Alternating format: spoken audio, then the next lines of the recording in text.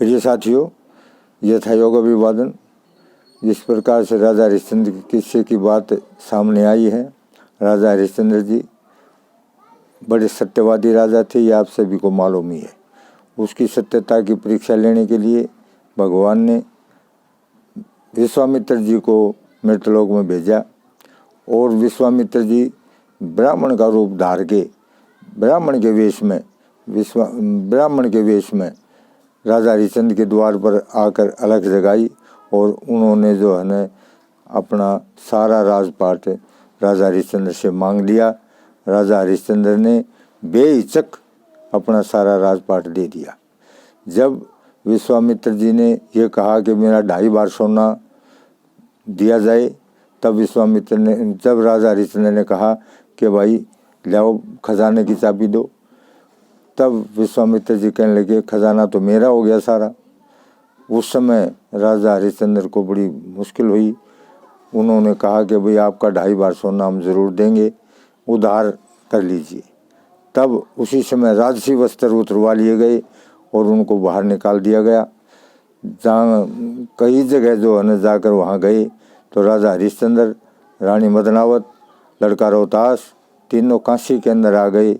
काशी जी के गाड़ों में फिरें बाजते ढोल, लड़का राजा रानी फिरें बकाऊ कोई ले लियो मोल। इस प्रकार से अपने आप को राजा ने काशी जी में आकर अपने आप को कालिया भंगी के घर और रोहतास और रानी मदनावत ने रामलाल के घर काम लिया। राजा हरिश्चंद्र को कालिया भंगी ने सोरों के पानी की पिलाने की ड्यूटी लगाई, जबकि राजा हरिश्चंद्र बड़े ही जो है न अपने धर्म के ऊपर टिके हुए थे। कालिया भंगी के यहाँ उसने कभी भी कोई भी अनाज का दाना तक नहीं उठाया। हालांकि कालिया भंगी ने एक दुकान से राशन लेने के लिए अपना खुद बनाकर खाने के लिए कह दिया गया था, लेकिन राजा हरिश्चंद्र ने 22-23 दिन तक कोई अन्न का सेवन नहीं किया, ना ही जल पिया। इतने कमज़ोर हो गए कि उनके से घड़ा सिर तक नहीं उठा। जब भी उसने घड़ा उड़ाने की कोशिश करी, घड़ा उठा नहीं। उसी मौके पर रानी मदनावत जो है उस नदी पर पानी भरने के लिए आ जाती है। राजा हरिश्चंद्र ने रानी मदनावत को कहा कि भाई मेरे सिर पर घड़ा उठवा दो, मेरी हिम्मत नहीं है घड़ा उठाने की। तब रानी मदनावत ने कहा बिल्कुल नहीं, मैं अपने धर्म से नहीं डिगूंगी। तुम तो कालिया भंगी के घर नौकर हो और मैं रामलाल पंडित जी के यहाँ काम करती हूँ। मैं अपने से धर्म से नहीं गिरूंगी, मेरा धर्म जो है ना वो हार जाएगा, मैं अपने धर्म से नहीं हिलूंगी। हाँ, मैं जतन बता देती हूँ कि तुम घेटी जल के अंदर जाओ, गर्दन तक जब तक पानी आ जाए घड़े को थोड़ा सा भरे हुए को इशारा कर देना, गर्दन पर आ जाएगा। जो ही राजा हरिश्चंद्र जी गर्दन तक जल में गए और घड़े को थोड़ा इशारा करके सिर पर उठा लिया। वहाँ आने के बाद जब बाहर आए तो शरीर इतना कमज़ोर था कि शरीर डुल गया और घड़ा फूट गया। घड़ा फूटते ही राजा हरिश्चंद्र जो है घर वापस आ गए। राजा हरिश्चंद्र को यूँ देखकर भाई खाली मटका फोड़े यो आया नहीं, पानी नहीं लाया, तो कालिया भंगी बड़ा गुस्से हुआ और उसने जो उसको बुरा भला कहा। फिर ये कहा भाई मेरे ये बस का काम नहीं है। उसने राजा हरिश्चंद्र की ड्यूटी शमशान घाट पर लगा दी कि जो भी कोई मुर्दा आए उससे पहले 1.25 रुपया कर का लेना है, टैक्स का लेना है। चाहे कोई भी मुर्दा हो, चाहे कोई भी हो, चाहे तेरा ही लड़का क्यों ना हो, उससे 1.25 रुपया ज़रूर लेना पड़ेगा।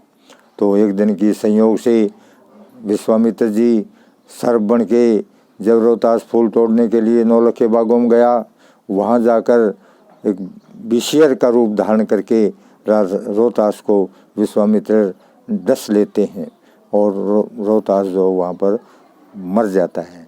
रानी को पता लगा, तब रानी मदनावत नौलखे बागों में आती है, रुदन मचाती है और कहती है भाई मेरा लाल जो है ना वो सर्प ने डस लिया। और आखिर रुदन मचाकर रानी उस लाश को उठाकर केले के पत्ते में लपेटकर, उसके पास कुछ कफन तक भी नहीं था, लपेटकर शमशानों में जाती है। राजा हरिश्चंद्र अपनी पूजा के लिए बनाने नदी पर स्नान करने के लिए गए हुए थे। इतने तक रानी मदनावत ने शमशान घाट में अपनी चिता जलाकर लड़के को चिता में रख दिया और अग्नि प्रज्वलित कर दी। अग्नि को देखकर, धुआं देखकर वहाँ राजा हरिश्चंद्र वहाँ से भागे हुए आए। आते ही अग्नि को प्रज्वलित देखकर और वहाँ से लड़के को ठोकर मार देते हैं चिता को, और चिता बुझा देते हैं। चिता बुझाने के बाद लड़की ने, मदनावत ने काफ़ी जो है कोशिश की कि भी ये आपका ही लड़का है, आप इसे अग्नि के हवाले कर दो, आपने के कौन सा खावा है यो। लेकिन राजा अपने धर्म से नहीं हटा। उन्हें कहने लगा कि मैंने तो 100 रुपया चाहिए, जब मैं इस लड़के को फूकने दूंगा, अदरवाइज मैं बिल्कुल नहीं इसको फूकने दूंगा। तब रानी रुद्र मचाने लगी और कहने लगी मेरे पास कुछ है ही नहीं, मैं कहाँ से दूँ, मतलब मुझे नहीं पता। तब रानी ने आखिरकार अपने सिर का चीर उतार कर राजा को दे दिया। और वो राजा जो है वहाँ जाकर कालिया भंगी के पास जाता है, जाकर कहता है काशी जी का रोल थारे, मरगट का मसूल काले, कर लेने कबूल मने ला के दिया। राजा उसको वो चीर सौंप देता है टैक्स के रूप में। और जब कालिया भंगी उस टैक्स को देखता है, उस चीर को देखता है, तो वो क्या कहता है, काशी नौकराला राजा को कालिया भंगी किस प्रकार से संबोधन करता है। कहने लगा आज नौकराला फर्ज आज तन निभा खीर दिया रे, मेरे हो गए दाम वसूल जारिया उल्टा चीर दिया रे। पहली बात में क्या कहा, या देसी घी की खुशबू थी, रही बाँस फूट खत्ते में, कितनी गहरी चोट कमर की, लाश पलट रही पत्ते में, पुत्र मरा और पति भी बिछुड़ गया, आप पड़ी गिरदस के जत्थे में, मैं के साहूकार बनूं था रहिए इस 2 गज के लत्ते में, सेती जाकर लाश फुका दे, उस दुखिया ने धीर दिया रे, मेरे हो गए दाम वसूल जारिया उल्टा चीर दिया रे।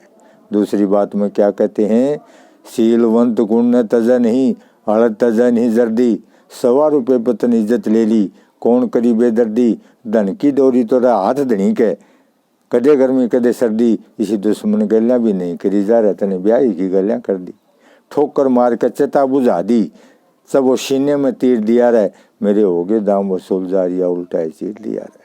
तीसरी बात में क्या कहते हैं, सब ते ज़्यादा माता की बाई, बेटे में रुख हो सर है, लंगड़ा लूला चाहे हो काना भी, उससे का सुख हो सर है, जो माखी माछर गिणे नहीं, उस मानस में टूक हो सर है, निबला मरता है संसार जगत में, अपने का दुख हो सर है, पत्थर का दिल कर काज न वो लूट फकीर लिया रहे, मेरे हो गए दाम वसूल जारिया उल्टा चीर दिया रहे। चौथी बात में क्या कहते हैं, निबला रहा तने करी नगन ने जुल्म कर दिया, करी नगन तने चीर लिया, मैं के फूकूंगा इसे करने, और कह काल जीवांगे हरिये, देनी जान ईश्वर ने, और घना लोभ तो तला गिरा दे, शिखर चढ़े हुए नर ने, और देवी दत्त गाने के बह में स्वयं लुटा गया करने, बुरे दिन दिए ईश्वर ने, गम ने फूक शरीर दिया रहे, मेरे हो गए दाम वसूल जारिया उल्टा चीर दिया रहे। जय हो, जय श्री राम, जय श्री श्याम।